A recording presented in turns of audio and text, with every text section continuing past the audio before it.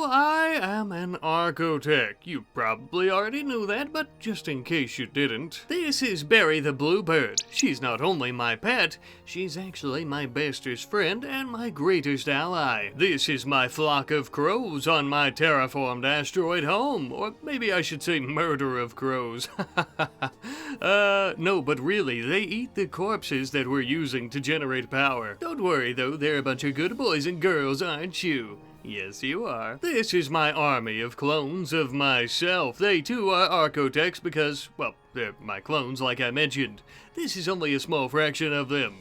If you're already acquainted with all this, you also are probably sick of hearing me talk about this, but for any newcomers, this is my terraformed asteroid home that I was mentioning a moment ago. But we don't just live here, we also live here. And, we also live here. Oh, and, we live here, too. These asteroids not only will be serving as our permanent homes once we terraform the planet, but they currently are also going to be animal and just life sanctuaries for living organisms, as well as vegetation and things like that, to help us terraform the planet. Speaking of which, we have many more asteroids in orbit around the planet to turn into our own paradises, creating a god-like heavens for all of the architects. That way the folks that we end up putting on the planet can look up above at their creators. However, that is not going to be our main focus today, as that's something we've been doing the last few episodes. Today, we are actually going to start on the terraforming process for the entire planet. Yes, indeed, an ambitious task, but we are going to do it. That being said, even though I'm a super intelligent god-like being, and I have all the time in the world, as they say, I suppose I should still get started ASAP, eh? We'll have the rest of our army bring over our terraforming ship, our little seeding vessel that has been changing every asteroid from a barren rock to a nice grassy rock with plenty of life. Take a good look, Barry, take it all in. That's right, soon that will be our new paradise. The entire thing. And you know what, little buddy? None of this would have been possible without you. What? You want to go down there? No, Barry, I hardly think it's safe. Fine. I guess I'll figure something out then, but only because I love you. Since Barry doesn't seem to be budging on this issue, I need to come up with some form of breathable atmosphere for her, and I don't think it'll be all that hard. We managed to terraform entire asteroids with a breathable atmosphere. What's one tiny one the size of a bird? And voila, I present to you a vac belt. Think of it like a tiny atmospheric projector that she can wear around her teeny bird body with a little bit of architect flair. I also threw in some actual shield protecting technology, that way she's protected from any physical weapons that may be fired in her direction for a brief time until we can locate the threat and promptly strangle them to death. Yes, Barry, technically, we could have done this the whole time, but I was afraid you'd die. There, I said it. Sorry that I care about your well-being. Alright, everyone's ready, everyone aboard our ship, and let's head on down to the surface to start our grand terraforming process, which is almost definitely going to take quite some time. Because of that, we need to leave somebody in charge. So, while we're planetside, Brian is in charge of the cloning base asteroid, home. Just make sure you don't forget to feed the crows their daily supply of rotten corpses, Brian. Please, God. Don't forget. Anywho, though, real quick before we go, we do want to give our seeding terraforming architect ship a proper name, and we're actually going to be going with Arc-O-Tech. Yeah, because, you know, you get it. An amazing suggestion, by the way, from our good friend Wawi42. I think the name really ties in those kind of biblical, Genesis, and also technological themes that we're kind of sticking with, and plus, of course, we've been carrying a bunch of one of each animal on it lately, so yeah, it makes sense. Alright, though, that's enough talk. Let's fly on down to the surface and get started on the real task at hand. I'm gonna level with you, I really didn't know where to land because, well, I didn't know where to start, but since the entire planet is barren, I guess anywhere's as good as it's gonna get. Upon this rock we shall build our utopia, our very own heaven. This world is a world littered by the ghost of what once was. But just like all parasites, the humans who lived here have left nothing but memories and pain behind. Today, nature and we reclaim what is rightfully ours. Looks like there's still geothermal activity here. Perhaps this will be easier than I thought.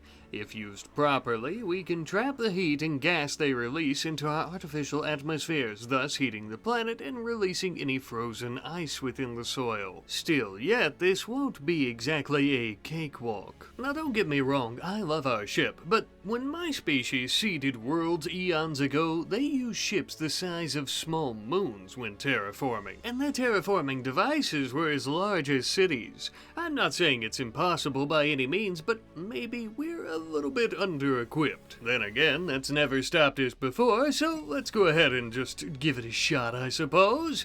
We're actually going to be digging out a small mountain to turn into a source of power for our terraforming efforts here. Since we're going to be terraforming this entire map to start off, and it's much larger than any asteroid that we've terraformed so far, this is also going to be the largest power-generating mountain that we've ever created so far as well. Now with our power cells set up and also safe and sound under the overhead mountain from space debris, asteroids, as well as any solar flares or anything of that sort, let us now begin setting up our artificial atmospheric projectors. A bit hard to see, but we ended up placing down, I believe, 9 to maybe 12 of them, which finally would encompass the entirety of the map.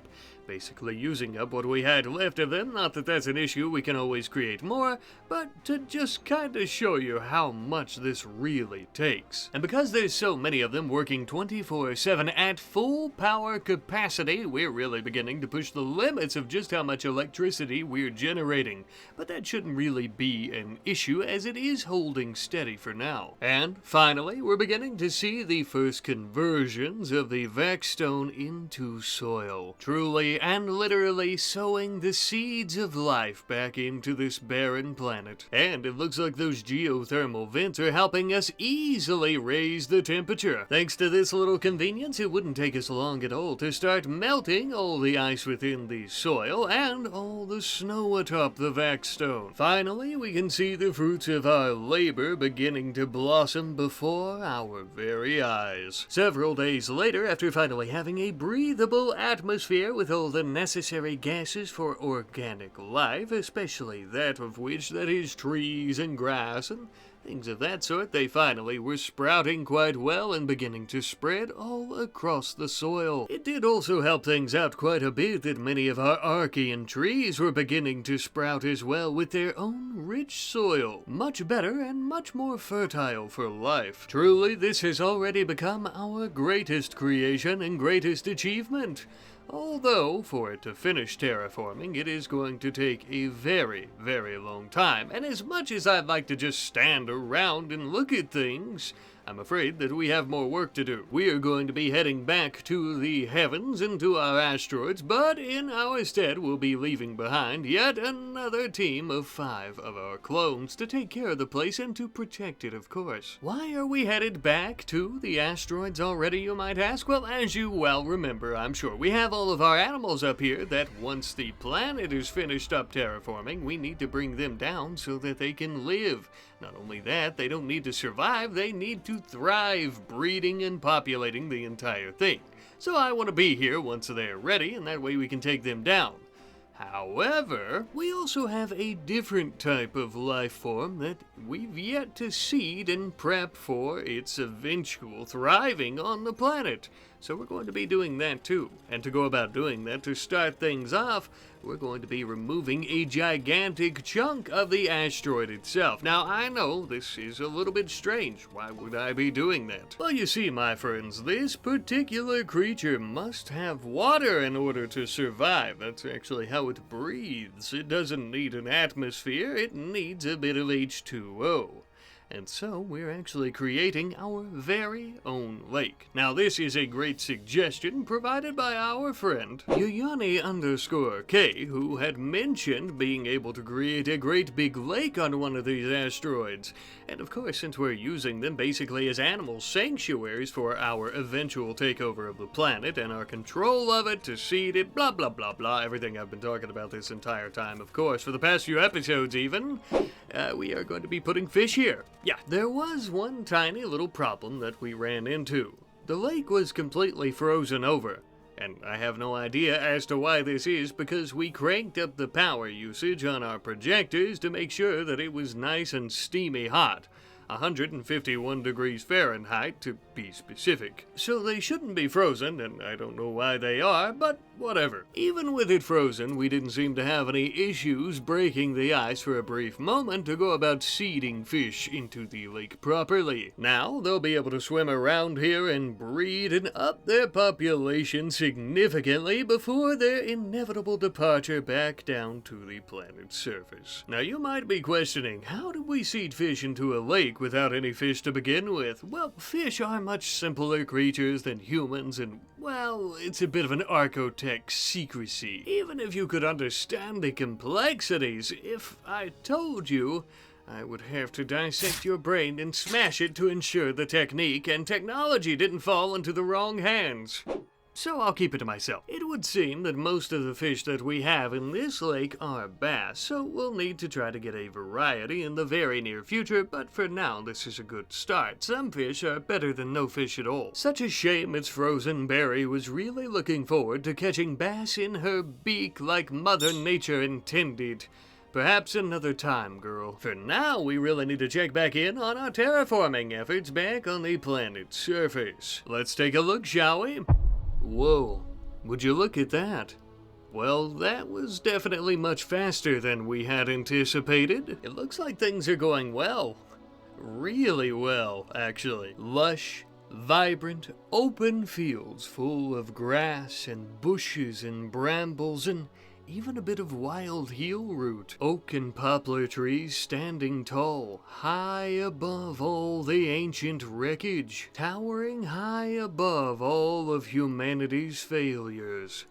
The age of reclamation has finally begun, my friends. I'm not gonna lie to you. When I started out this series, and we had Barry and our Archotech, this was the ultimate goal after a while, and I seen how much you guys really liked it and really wanted me to try to terraform things like asteroids and planets, but I didn't actually know if this was going to be possible.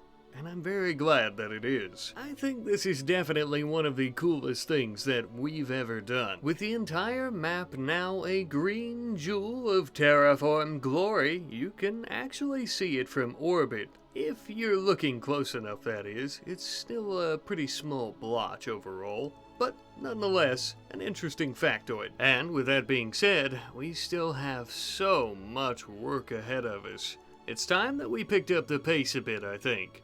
Now that we finally have this area terraformed, we can finally start using some of the planet's other features to our advantage. Now that we know it's possible, we know that it's definitely possible on a full scale for the entire heavenly body. And this little project you see us constructing should be able to help us out with that. In the meantime, while our crew of Archotechs is throwing this together, we're going to be bringing the rest of the army down to help with the construction process. And along with them, we're also bringing all of our wildlife that we've collected so far. We can't read their minds, but I bet if we could, they would be tickled plum pink about their new home down here on the planet. I don't think they quite could understand all the effort and work that we put into it to make this even remotely possible, but that's okay though. We're not exactly doing it for their appreciation, now are we? We're doing it because it's the right thing to do, and for the love of the game. That's right, Barry, our own planet, finally! I suppose this is the first time you've stepped foot on a non-barren world since our original departure, eh? Ah, those were the days. If we'd never met back then, Barry, I probably would have enslaved that world and we never would have made it here. None of this would have been possible without you, my friend. And with that, we would finally finish our great, big, Arcotech terraforming machine. A proper terraforming machine, I might add. Though its size seems large, this isn't near what our people used when seeding worlds. It will still take a very long time, but speeding up the process nonetheless. This device gets its power from the planet's core, so powering up isn't an issue at all. We just sit back, watch, and wait. Thanks to the geothermal activity, we know that the core of the planet can be used for this purpose. If not, I don't know if any of this would have been possible. But who cares, because it is. Alright, let's see this puppy in action. There we are, let's see. Ah, yes, now we're talking. That is much faster. Though it's hardly even a fraction of the planet still.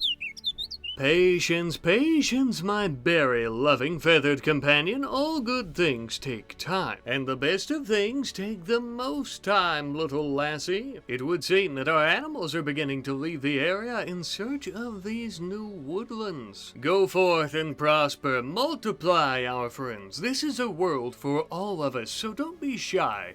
I look forward to the days of seeing them all travel in flocks and herds across the entire planet. Though I will say we could do with some predatory animals. We have far too many herbivores, and I'd hate to see overpopulation destroy all the vegetation we've worked so desperately to grow. We also should attempt to begin our work of growing our own humans and/or humanoids. I think I know exactly where to find all of these critters that we need. Yep, that's right. It's time for us to attack these orbital traders once more. We need to clear out all these humans anyway, so killing two birds with one stone. Besides, we can't have all these filthy pieces of trash floating around in orbit above our new heavenly paradise, our utopia. Look at all the garbage and wreckage that lay left on the planet's surface when they couldn't even manage to colonize it properly. No, I'm afraid that the trash must be taken care of ahead of time. These greedy little bastards only care about money and power, and they don't care how they have to obtain it, like putting some poor foxes and hares in a large pen in outer space to be sold to the highest bidder. Absolutely disgusting. Worry not, my furry friends, you are in good hands now. You there, sir, you technically should be executed, but you and your lady friend here are in luck. Mostly because I completely forgot to set some of our weapons to kill and they were in their toxin mode.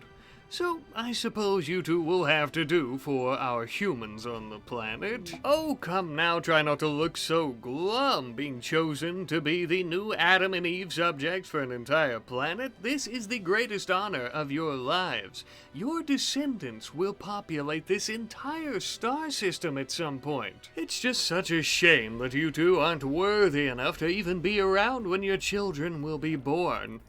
Oh. You'll see what I'm talking about. For now, we're going to be taking them back to our cloning asteroid, our main home base. I think you could probably see where I'm going with this.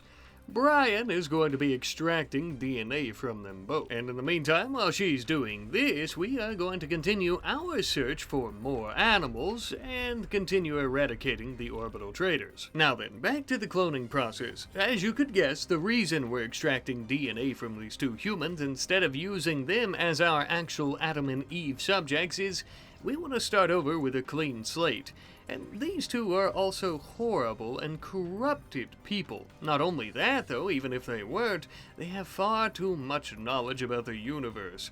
Can't exactly be cavemen if you've already traveled to the stars, now can you? Before we actually begin the cloning process of our first two humans, though, we will await the orders of the Arcotech army. We need to make sure that everything is done perfectly down to the finest of details. As for Mama and Papa here, or should we say Adam and Eve, we're going to be stuffing them into some cryopods, frozen in stasis forevermore. Just really, I guess, in case we ever need them for anything, but we don't really ever plan to take them out. At least not anytime soon. Although we will have them here in case their clone babies end up dying or mutating or something and we need to scrape a few more hair follicles off of their frozen bodies. Well, everything is prepared for the human population. Perhaps we should check back in on how things are going with the rest of the army with capturing animals as well as killing off the traders. It would seem that we've acquired a variety of different types of herbivores, omnivores, and carnivores, with many of them including, but not limited to, grizzly bears, the foxes that we previously had, we found some more of them, elks and deer and geese and raccoons, and a lot of other different types of animals. Some of our more passive animals ended up getting eaten in transit and never made it off the ship, but that is the circle of life, I'm afraid. Now, you might be wondering how it went with eradicating the orbital traders. Well,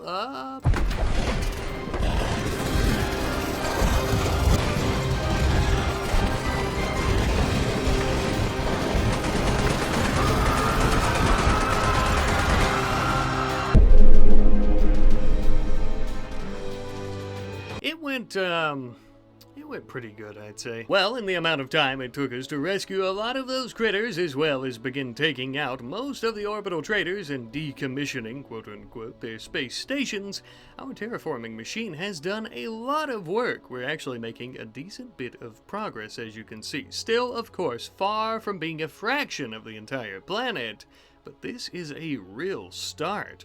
A great green jewel on the surface. And remember how I said earlier you could actually see our terraforming progress from orbit? Well, I wasn't just bullshitting you. You can see it a lot better now, even from our cloning home base asteroid. Take a look at that. As Brian gazes down at her master's hard work. This reminds me of some beautiful, amazing artwork that I recently saw. Posted on Reddit by our good friend Ferrelata, who is also one of my wonderful patrons, I might add. I absolutely love this, okay? I love fan art, and in particular, this one is just chef's kiss, right? I'm sorry, I know I've broken the fourth wall far too many times in this episode, but I just had to show this off. I hope you don't mind me showing it because you did post it on Reddit and then told me that you created it, so I assumed you wouldn't mind, of course. I just love the Dr. Manhattan vibes from, like, The Watchmen. I assume maybe, I don't know if that's what you're going for, but that's what it gives me. I've seen some people on Reddit saying that as well. Just looking down at the barren rock and out into the stars, and then, of course, we have little Barry here. It's just absolutely amazing. If any of you guys have fan art, feel free to post them and just let me know, and I can show them off in videos, the community tab, wherever you guys want. Or if you want to email them to me, or just however you want to send them to me. I love fan art, and I'm more than happy to show it off anytime. Thanks again, and I love you guys. Now, back to the actual video. Well, Barry, my friend, the terraforming process will take centuries at the very least, and unlike us, your small avian body won't last that long. So because of that, I'll need you to enter Cryosleep. Is that okay, buddy? What? No, obviously we won't crash this time, Barry. There's not even a ship. Well, okay, yeah, fair point. I did say that last time, too, but look, I promise you everything is going to be A-okay. I love you too, buddy. Since we're going to put Barry into Cryosleep until the planet is finished terraforming, that way we have a utopia worthy of our feathered friend, we are going to be building a proper one under the mountain here. That way we can ensure Barry's safety at all times. Centuries and eons and time passing like that, as you might imagine, a lot can happen.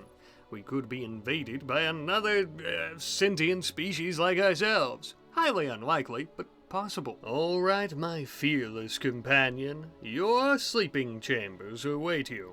I'm getting them all cooled off, and don't you worry. I'm gonna keep a good eye on you, and I promise that when you wake up, I promise you we will have conjured up a perfect planet that is truly worthy of the hallowed feathered feet that you walk on. I'm going to miss you while you're in there.